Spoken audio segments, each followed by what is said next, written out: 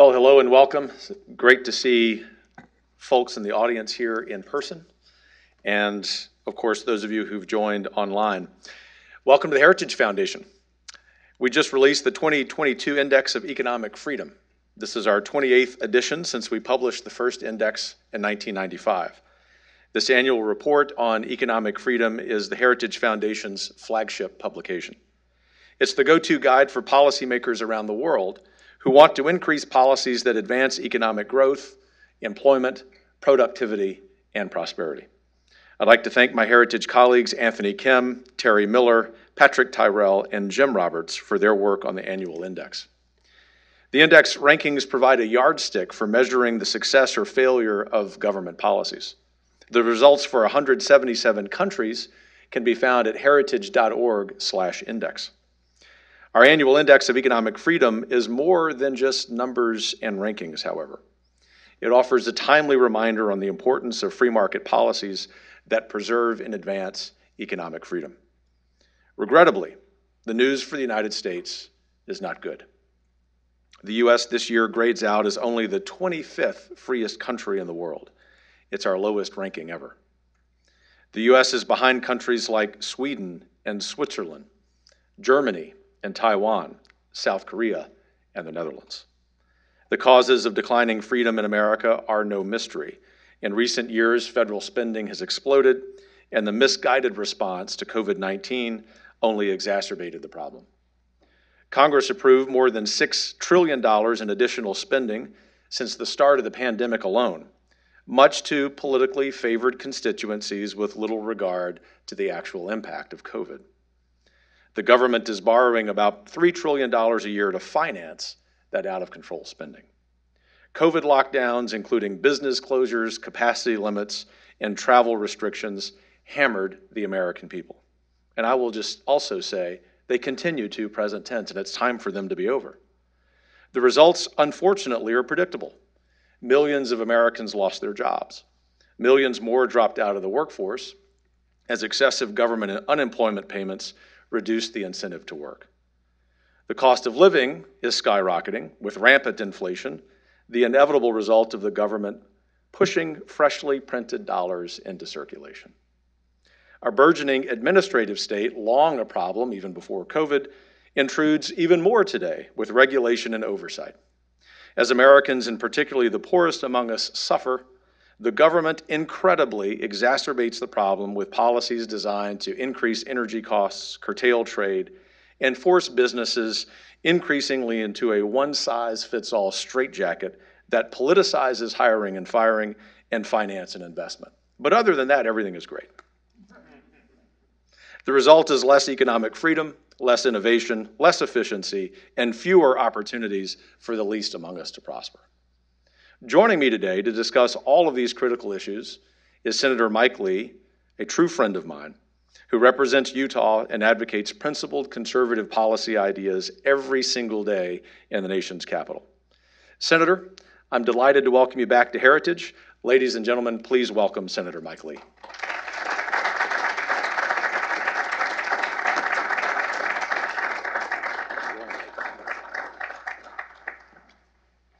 Thanks so much, Kevin, and thanks to all of you. It is an exceedingly rare event for me to receive applause in this particular town, so it's maybe the only place that ever happens here, and I'm fine with that.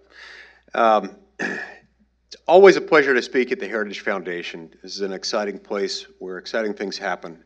Ideas that need to be researched come to light here, and they're developed and they make the world a better place.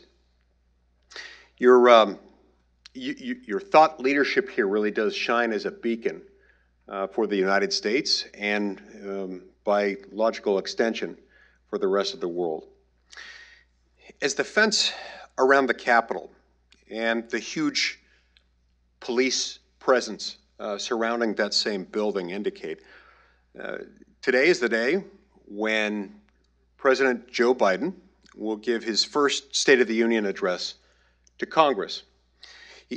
He's no doubt going to say a couple things. I'm going to make some predictions right now about what you're going to hear. Just remember that you heard it from me first. Thing number one, he's going to say that the state of our union is strong. Now, I'm going out on a limb there, but I'm pretty sure he's going to say that. And I'm pretty sure he's also going to cobble together an argument that the state of the union is stronger now than it was the day he took office just a little over a year ago. Now, polling and common sense tell us that the opposite is true, but I do think he probably is going to say that. This past year of President Biden's leadership, or lack thereof, it brought weakness and failure abroad.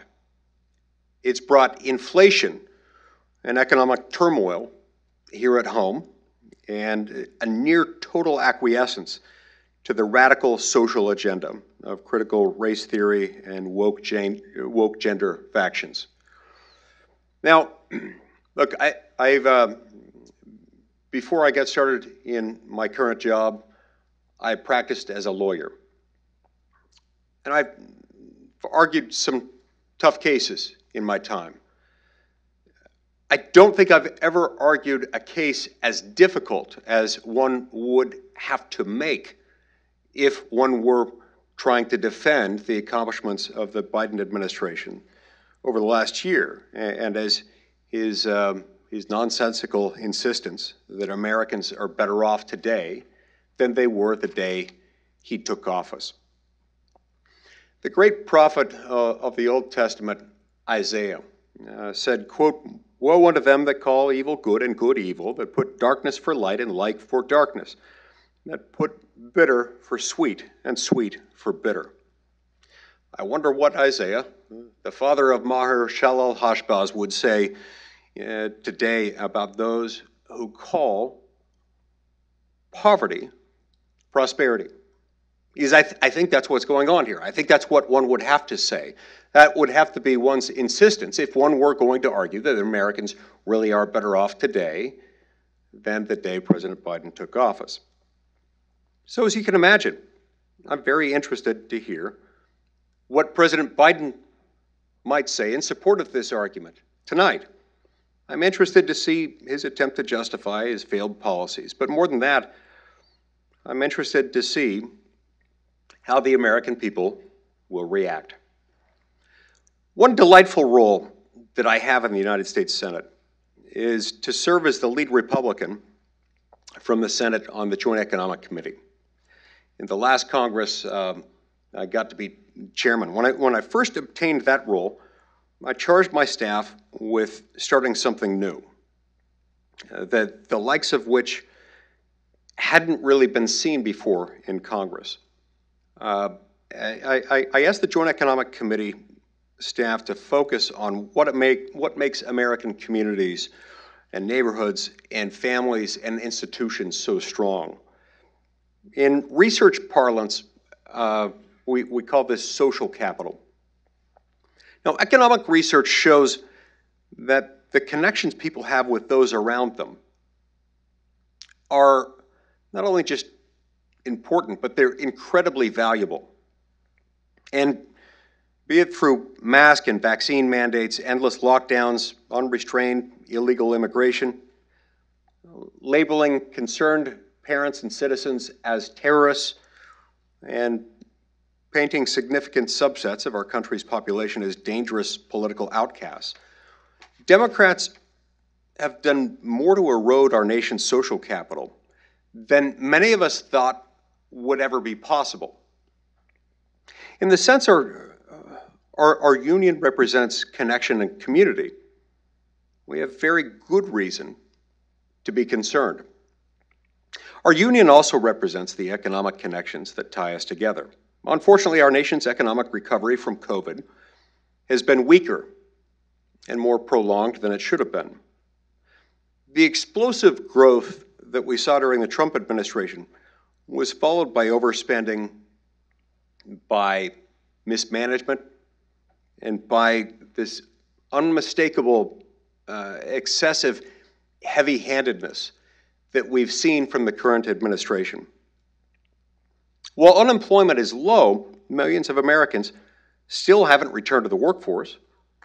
Inflation is ravaging wage growth and making life more expensive, and countless businesses that closed due to excessive governmental regulation and mandates aren't coming back. All these things are making life more difficult for the American people, including and especially the poor and middle class, who find that everything is more expensive. Everything is more costly, from gas to groceries, from housing to health care. All the while, our nation's debt has never been higher, and Democrats respond to every problem with more spending, more regulation, and more restriction on American freedom. You can almost see them in the background calling for more cowbell, and their only response to problems that we face is more cowbell still. They can't get enough of the cowbell. I guess when all you have in your intellectual toolbox is a hammer, everything starts to look like a nail. Now, thankfully, mercifully, organizations like Heritage exist. Now, there is only one Heritage, so maybe I shouldn't use that in the plural. But it's one of the many reasons why we're so grateful that Heritage does, in fact, exist. You here, sitting on this great watchtower of freedom,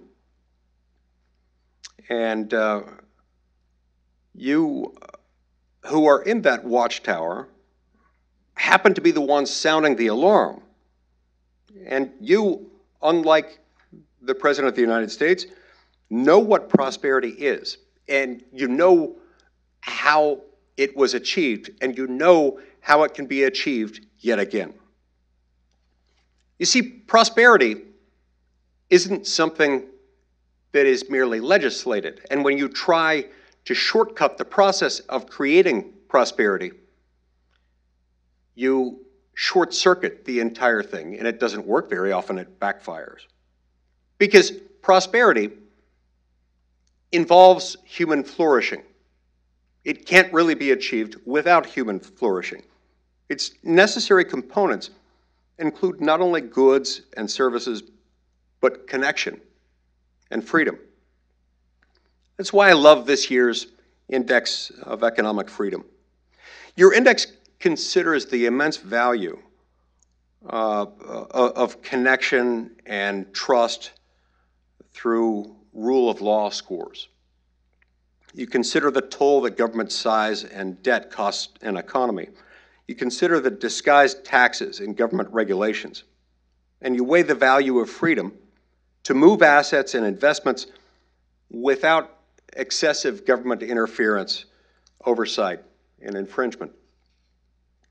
Your index takes a fuller, more accurate view of economic prosperity than numbers like GDP growth or unemployment can give alone. Because your index is able to capture all of these elements and to capture more than any other system that I'm aware of, the true cost of government.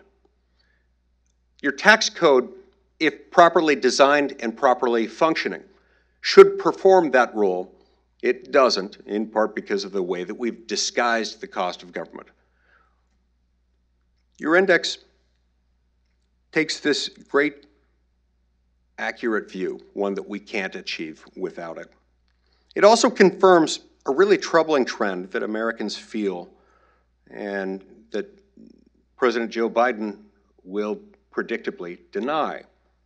The United States is less economically free today than it was last year. We're being surpassed by countries that don't have similar natural advantages or philosophical and constitutional backing like we do, countries that didn't necessarily spring out of the Scottish Enlightenment and periods in history when we came to understand the value of freedom. So we're being surpassed by countries that you wouldn't expect. You've got places like the Czech Republic and Cyprus that can now count themselves as more economically free and more open for business and investment than the world's premier economy. We have to work to change that fact. That's not something that we can simply accept. And you here at the Heritage Foundation take that very, very seriously. You're providing intellectual ammunition and policy plans to lawmakers that they can use to advocate for freedom and for prosperity. You're doing hard work, winning hearts and minds across the country to cause the very cause of freedom and of reform to move forward. You are the ones leading the charge. So I'm honored to stand with you on this issue and with this cause. Unlike President Biden, we know what prosperity is.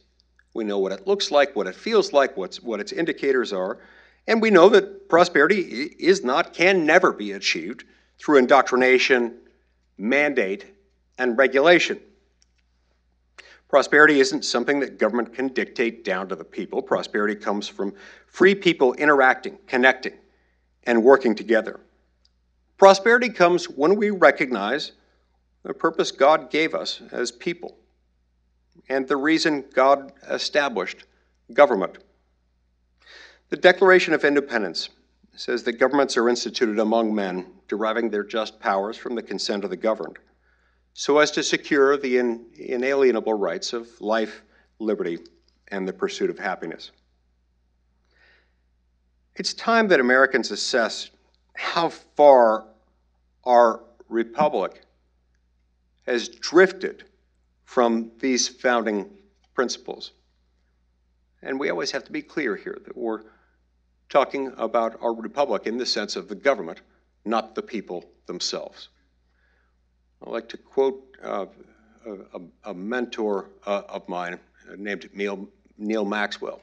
He used to say that if India is the world's most religious nation, and if Sweden is the world's least religious nation, America can be analogized to a nation of Indians governed by Swedes. Is our government securing life, liberty, and the pursuit of happiness in the best possible ways? Is it doing so in a manner that's respectful to the inherent worth and eternal significance of the immortal human soul? Well, thanks to the success of people here and the failures of people at the White House, the answer is painfully clear. Change is needed, desperately, immediately. Your Economic Freedom Index and your work here every day are showing us a brighter future and a better alternative. Now, let's just pray that President Biden and his staff catch on and start studying once and for all the Heritage Foundation's wonderful publications. Thank you.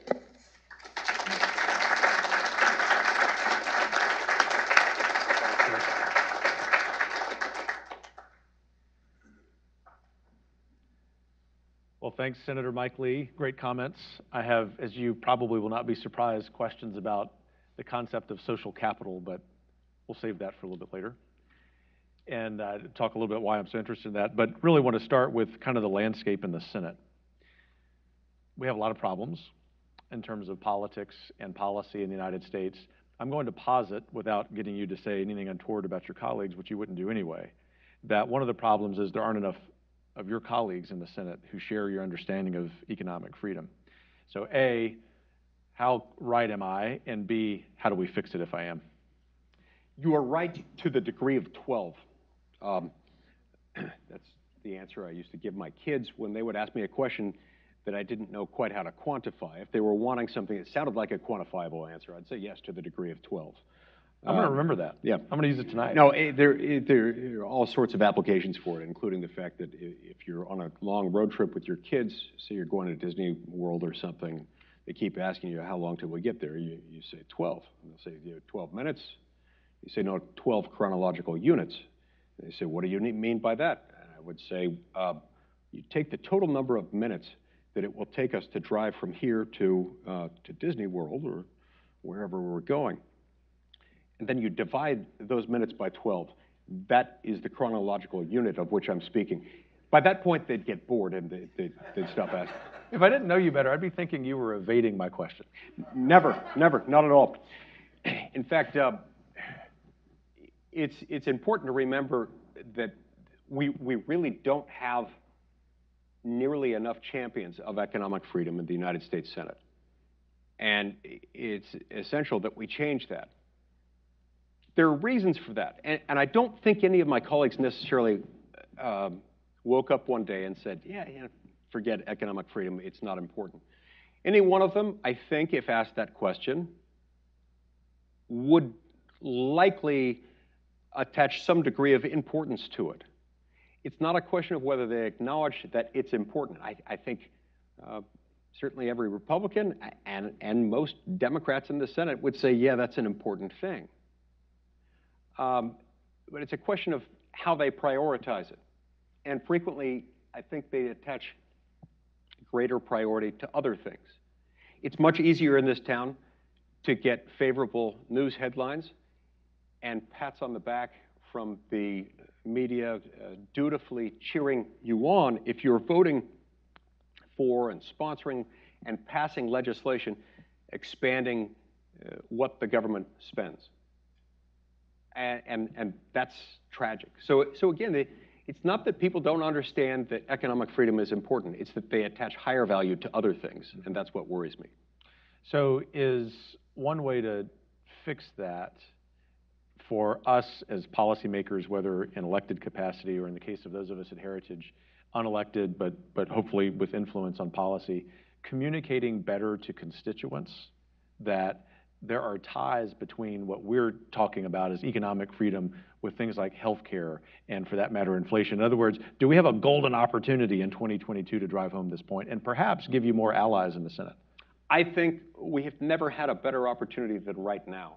In our lifetimes, that opportunity has been here more, it's never been here more prominently than it is right now. Because we've seen, it's as though we've magnified all the perils of the progressive impulse. They have been magnified for us to a degree that I don't think I've ever seen in my lifetime in this country. And people see this is what happens when progressives get what they want. You further enrich the extremely wealthy, and you impoverish the poor and middle class, hindering their opportunity for upward economic mobility. So the more we can message that and remind people of that this is the foreseeable, predictable result of progressive policies. You hinder upward economic mobility and social connection. So explain then for me the connection, and I know there's one, and it's a connection between what we're talking about regarding the lack of economic freedom and something that you've been, I will say, very articulate about over the years, and that is the erosion of checks and balances between the branches. What's the connection there? Our system of government was set up so as to make it difficult for the federal government to act. They understood that there is this relationship. It's as though there's an immutable law of the universe. Whenever government acts, it does so at the expense of individual liberty, economic liberty and otherwise. It doesn't mean government's bad. It just means you can't expand it without a corresponding consequence for freedom. And so they set up these twin structural protections within the Constitution. One operates on a vertical axis. That vertical structural protection we call federalism. And it says that we're going to have most of our power in government operating at a state and local level. Then we've got the horizontal protection. It says within the federal government, which we've already established has powers that Madison described as few and defined, whereas those reserved to the states are numerous and indefinite. So you think of the distribution of power, the way it's supposed to operate, it's sort of like a pyramid structure. It's stable that way. It doesn't easily tip over. Within the federal government, which is small, narrow, you're going to have three branches, one that makes the laws, one that executes and implements and enforces them, and another one that interprets them. So those structural protections were there in part to make sure that this government didn't get too big, too powerful, and therefore oppressive and having a tendency to diminish freedom. When we distort either one of the twin structural protections, either the vertical or the horizontal, the way it's tended to work over the last 80 years, see, for the first 150 years or so of our republic's existence, for the most part, the three branches of government kept each other in balance, and there was a healthy respect and a willingness to identify outer bound limits on federal authority. Over the last 85 years or so, we have been dangerously moving power away from the American people in two steps, transgressing both of these things. We've moved power in two steps from the people, first from the people to Washington, and then in a second step from the people as elected lawmakers to unaccountable, nameless, faceless, unelected bureaucrats. And so, sorry, that's a very long answer to your question, but when we distort those structural protections, we diminish freedom. And the founders understood that the risk of this was much greater at the national level than it would be at the state or local level. I read an article just the other day talking about the fact that it's from the time I don't know whether it's an ignition switch with a key in an aircraft carrier, but from the time you turn on the ignition and hope that the starter works that day on the aircraft carrier until the moment where you can actually start steering it, it's many, many hours. It takes that much time to just heat up the water in the boilers to get everything churning. It's a little bit like how the federal government operates. They didn't foresee aircraft carriers, but they understood something similar to what we understand today. Steering the federal government is like steering an aircraft carrier. The states and local governments are a little more like a jet ski. And so to that extent, you diminish freedom more, and the diminution of freedom becomes more permanent when it occurs at the national level. You know, Senator, I could have a lot of fun with those metaphors. So we might come back to both the jet skis and the aircraft carrier comment. But before doing that, obviously one of the consequences of the problem you laid out very articulately is that the United States has dropped in our index from 20th to 25th. Loaded question, of course, but you know genuinely I and all of us at Heritage are looking for real solutions. How do we fix it? How do we get that aircraft carrier, now that its engine is running, but it's barreling toward the wrong direction, to at least begin to change course? First, I think there has to be a bold acknowledgement on the part of the American people that there is a direct relationship between the economic turmoil that they're facing, the fact that everything people buy is now more expensive than it was a year ago. In Utah, consumer prices are up a little more even than they are nationally. It's a 9.5% range from just a year ago. It is no coincidence that this is happening at exactly the same time when the federal government's been spending trillions of dollars a year more than it brings in. This is what happens. It's the very definition of inflation.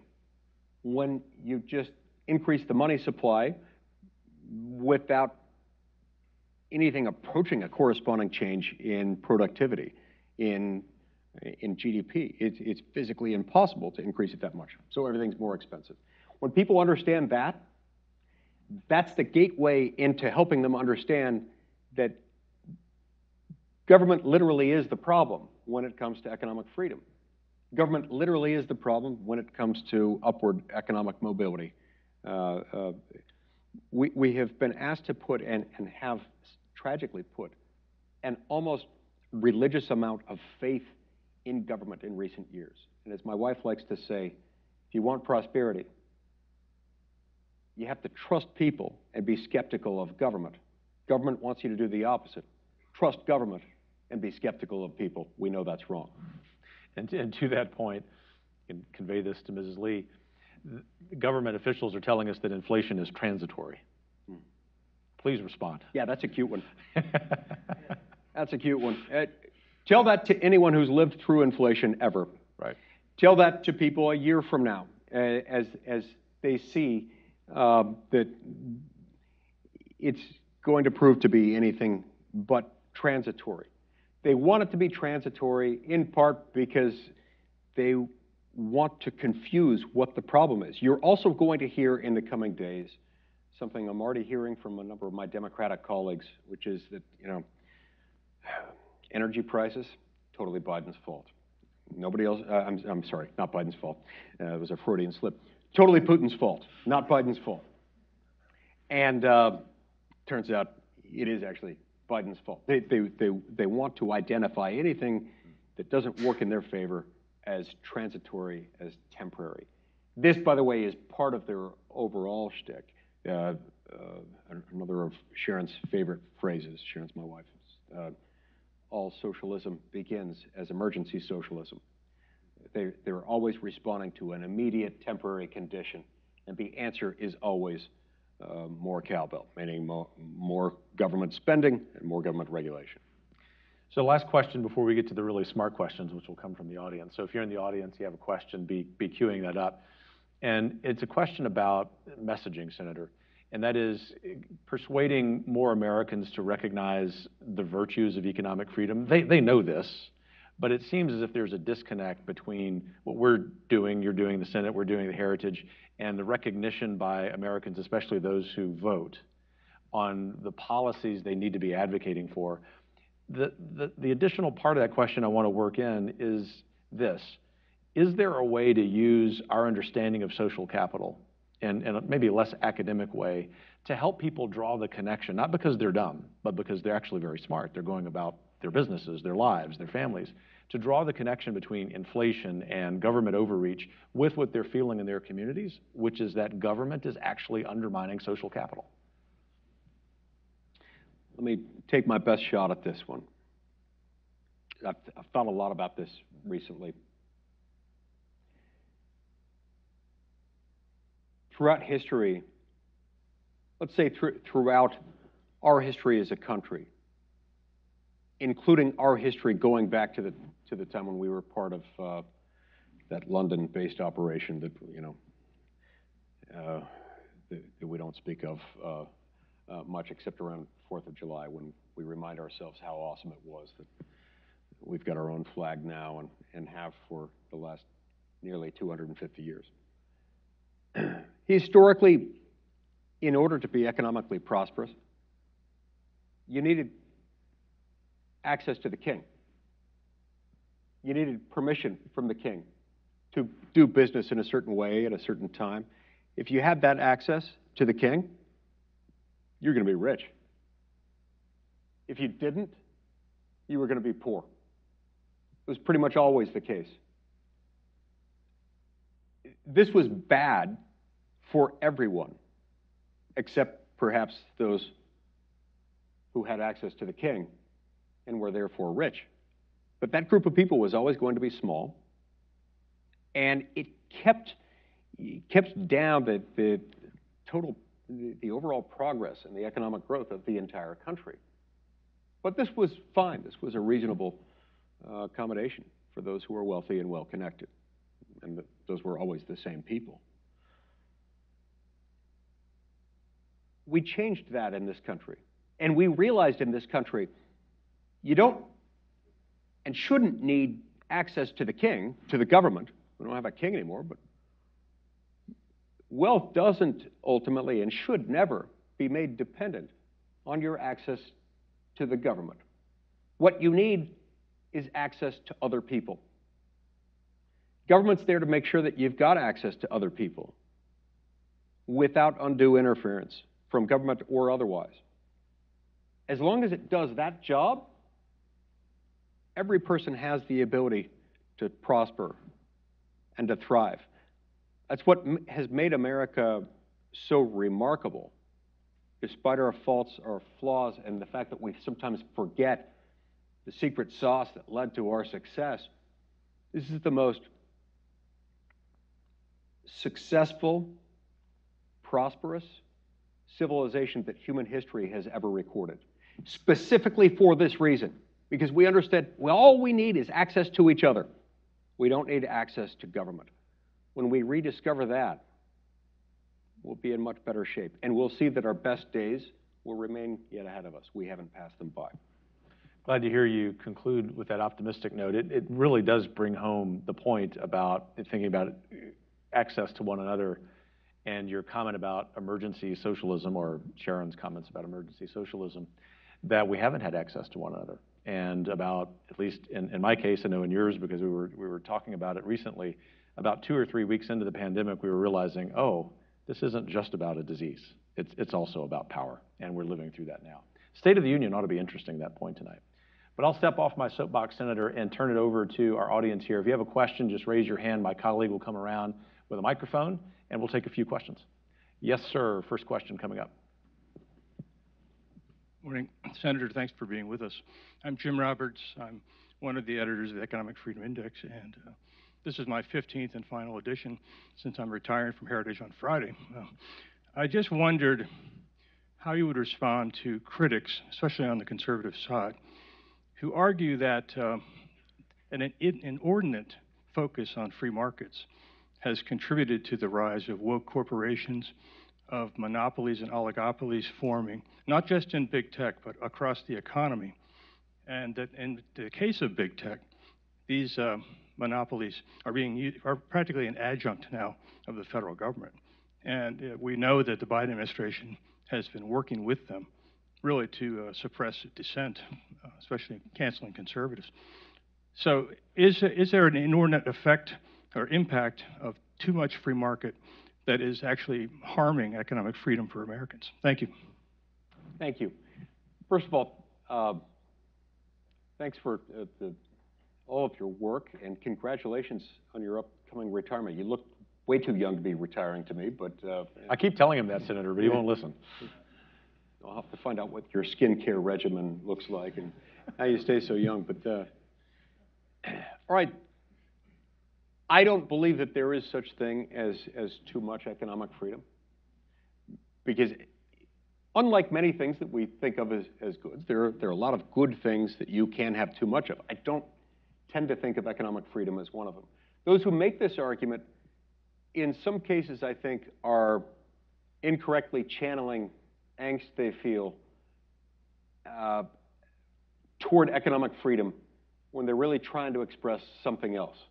In some cases, they might be referring to excessive concentration of market power resulting in anti-competitive behavior, resulting in the inability of the free market to operate as such. We've got laws that cover that. Those laws, while very imperfectly enforced, in part because we have a two-headed monster enforcing them, meaning we have inexplicably divided into two separate regulatory bodies, the Department of Justice and the Federal Trade Commission, the authority to enforce those things. It creates this weird situation in which you never have complete certainty, and you know, just imagine what a disaster the American form of government would be if we had two presidents of the United States simultaneously serving. If there were two popes overseeing the Catholic Church simultaneously. We've tried that. It didn't work. Yeah, it didn't go well. Yeah, decided not to do it again. Although some of us might advocate for a second one right now. Right. None of those things would work.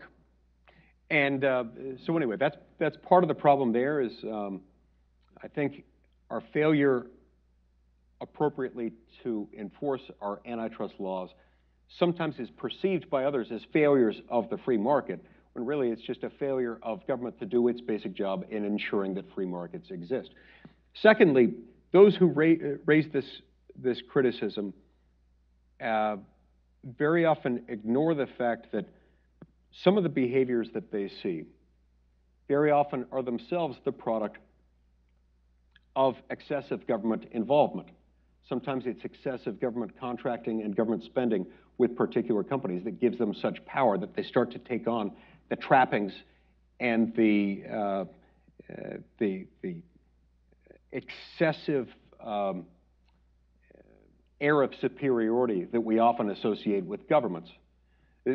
That itself is often a result of government overaction. Finally, I would say that many who raise this argument do so in reckless disregard for the fact that many of these same companies are the ones most eagerly, avidly, aggressively making the argument for more aggressive government regulation in their fields.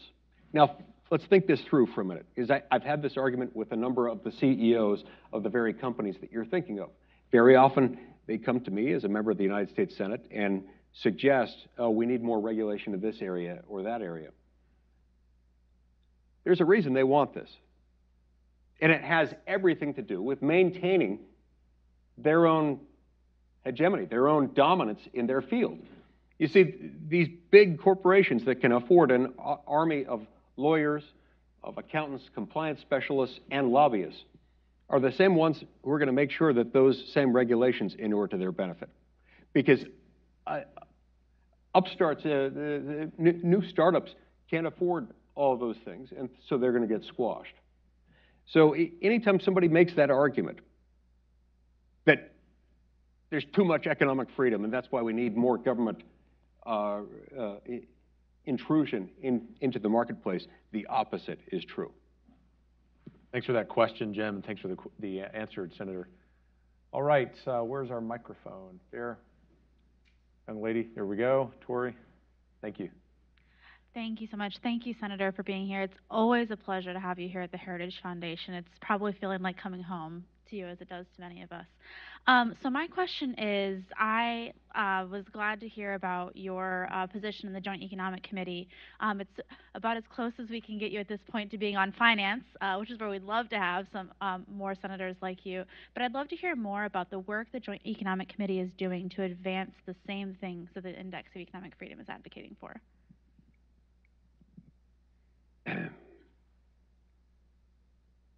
One of the great things about the Joint Economic Committee is that because it's designed essentially as an internal think tank within Washington, it's the closest thing we have to a mini Heritage Foundation within Congress. In fact, it existed, the Joint Economic Committee was created before most of our think tanks today existed, and that was its purpose. And so it gives us an opportunity to address in a bipartisan and bicameral fashion a lot of these issues in a legislative forum, but one that doesn't have the burdens of conducting markups and things of that nature. Because it lacks a formal legislative agenda, we're able to promote the ideas, and we're able to have hearings that bring these topics to light.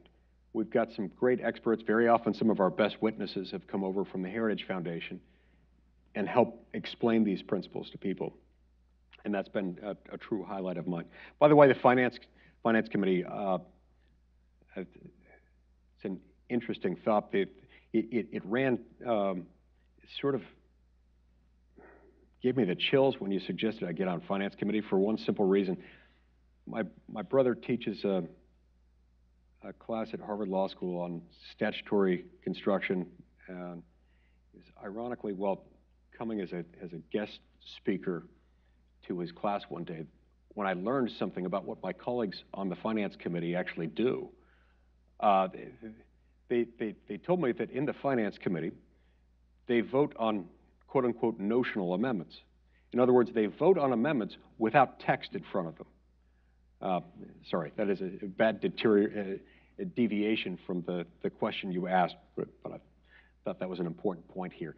Any legislative body that's actually voting on legislation without text in front of them ought to be concerned about what they're doing. So I don't know whether that should be a reason why I should try in a future Congress to get on that committee or stay away from it. I'm not sure. Thanks for that. Thanks for the question. Next question, gentleman in the back. David Burton with the Heritage Foundation. One of the most important things that the government does, which they never brag about, is a massive wealth transfer from young people to old people, and particularly less affluent young people to more affluent old people. Medicare does that, Social Security does that, the insurance rate bans in Obamacare does that, of course the national debt does that, and the systematic suppression of economic opportunity for young people through the administrative state does that. And yet, over a disproportionate number of young people vote for the progressive agenda that would make it worse.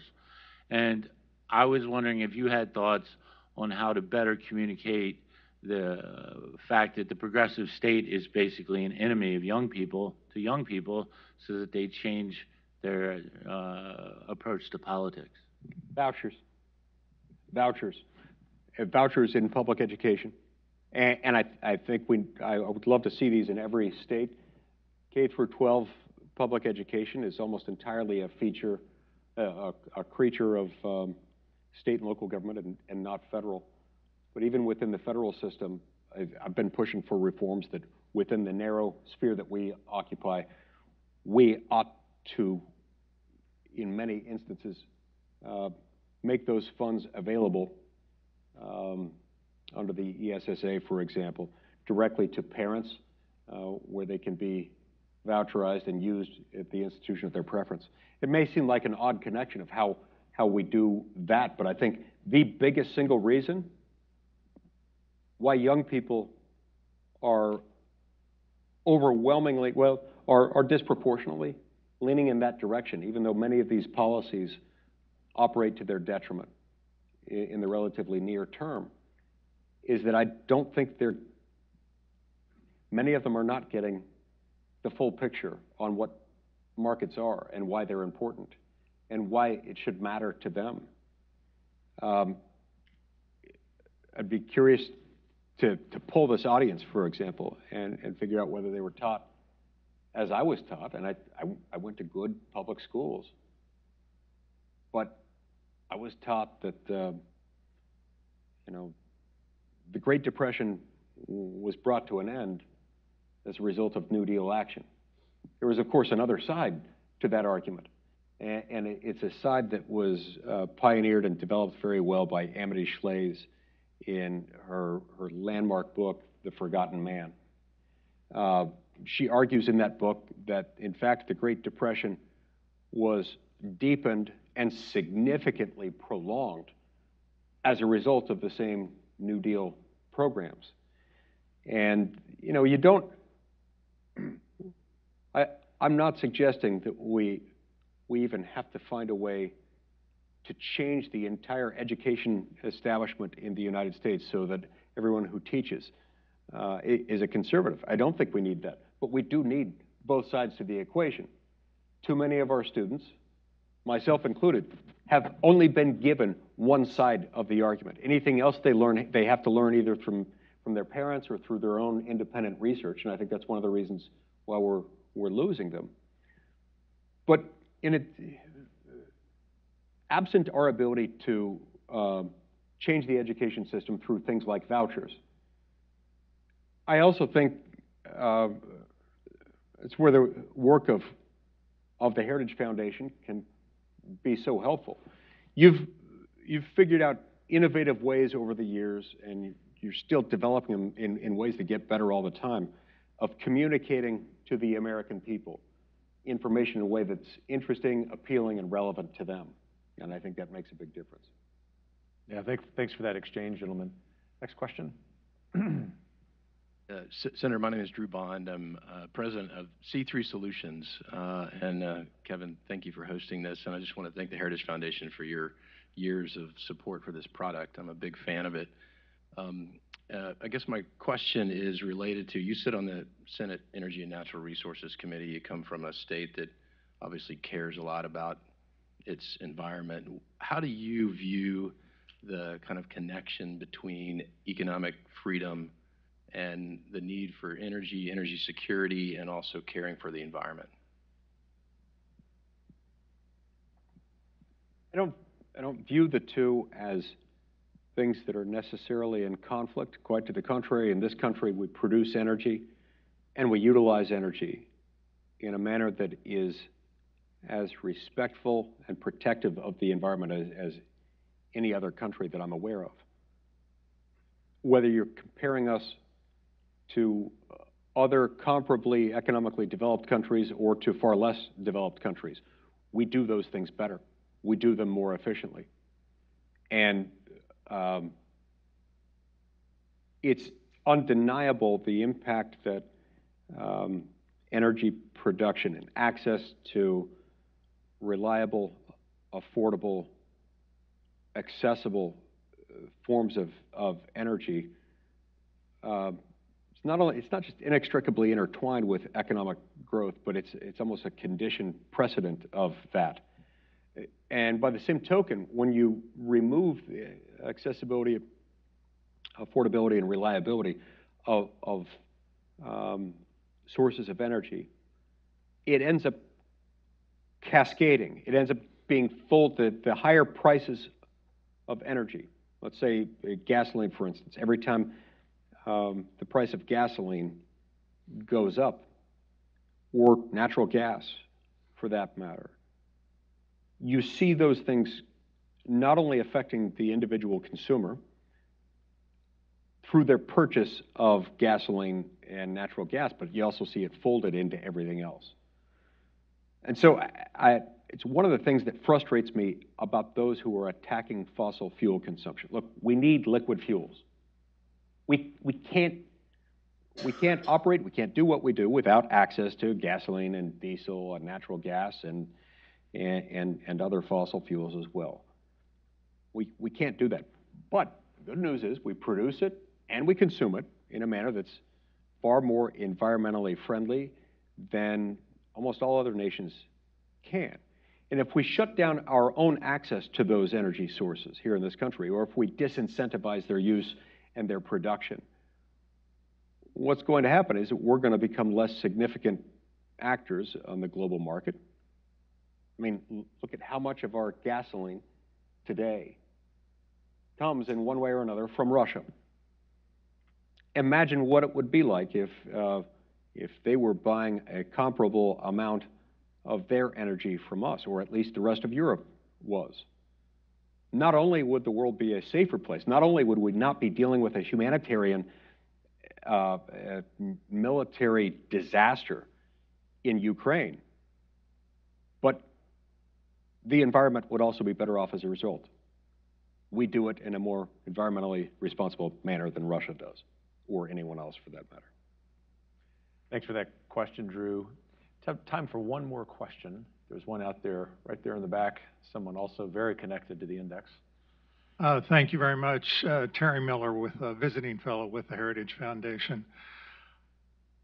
Both you, Senator, and Dr. Roberts have talked a lot about the excessive government spending and long-term debt that's causing inflation and so many other problems in our economy and literally devouring the wealth of the American people, not only ourselves but our children.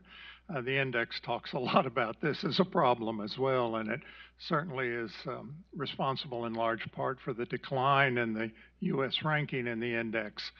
But for over 2 decades now, doesn't matter what political party is in power, we have deficit spending in the United States from the United States government. Is there, and can you talk about a legitimate path by which the American people could hope that our political leadership would address this issue in a positive way?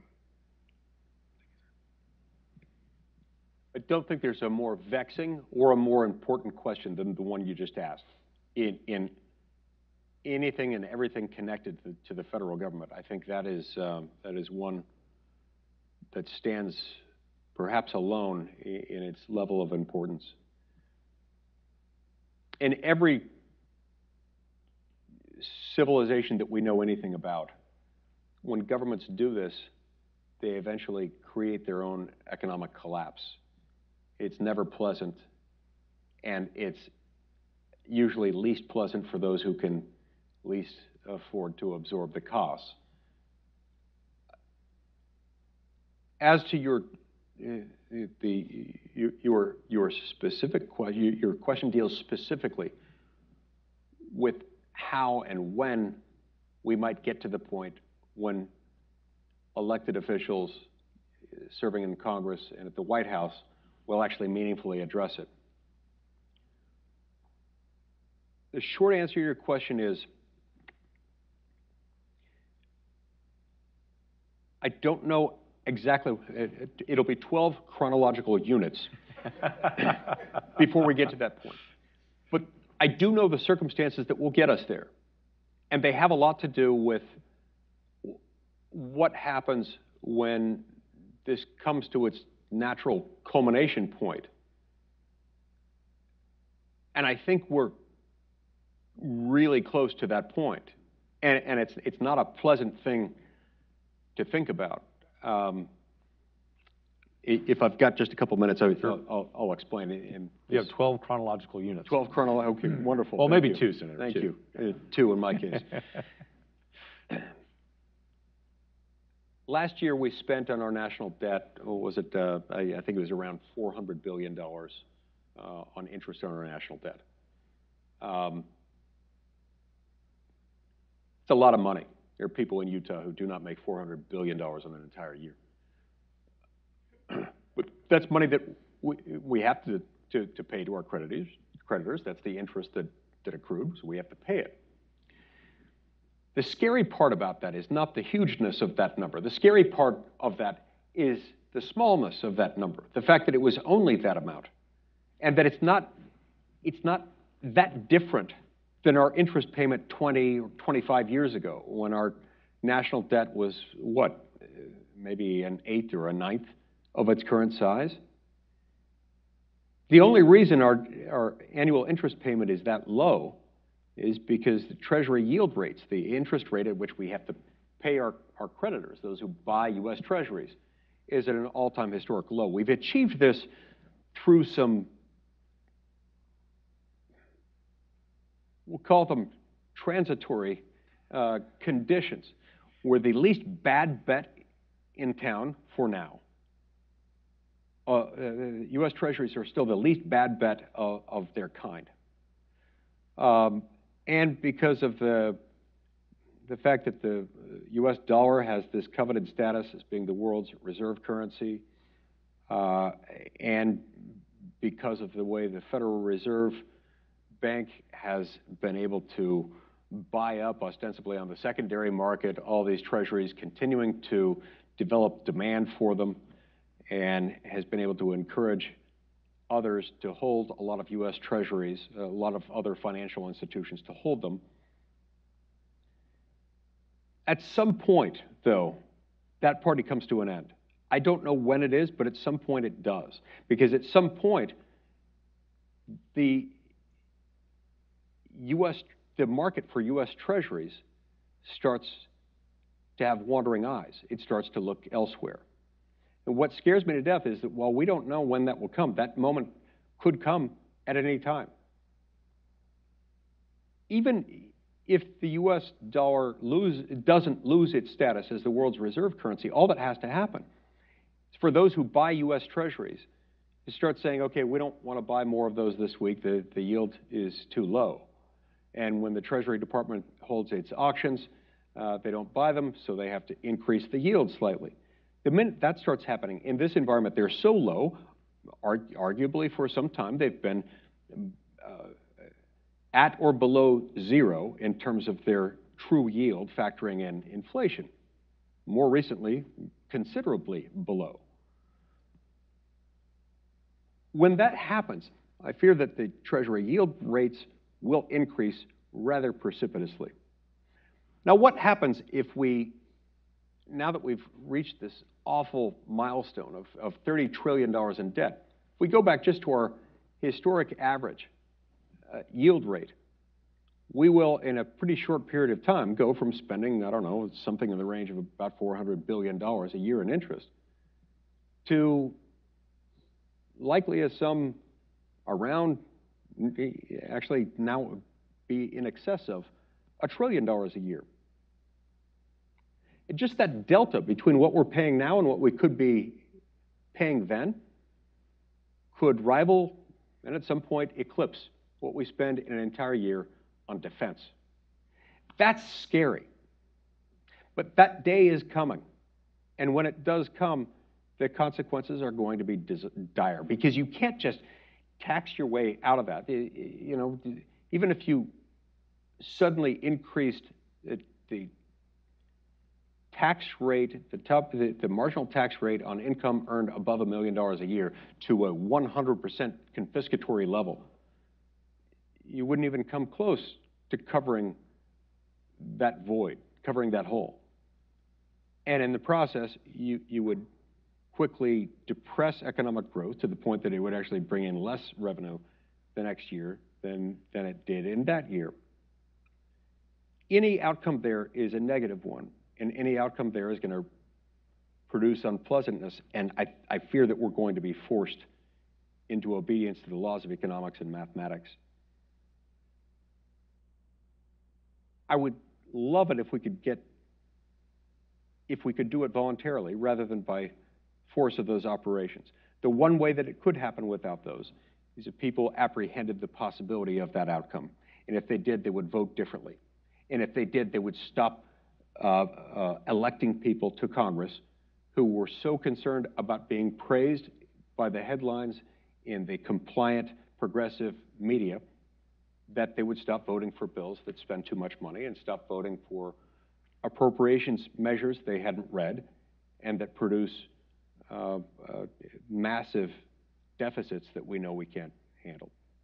Sorry, but that was at least 3 chronological units. Well, I see now why you like the filibuster so much. Just joking, my friend, just joking.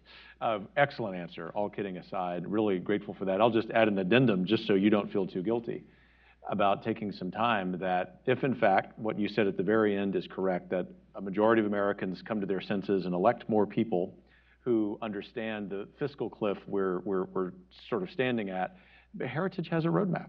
It's called the Budget Blueprint, and it is out in the last days. It's led by our friend Matt Dickerson. There'll be more about that soon. And it does wonderful things, or calls for wonderful things, like just eliminating the U.S. Department of Education, an agency that is not near and dear to this educator's heart. Well, Senator Mike Lee, our audience, thank you all for being here. Thank you, sir, for your courage, for your leadership, and your good cheer. God bless you. Thank you.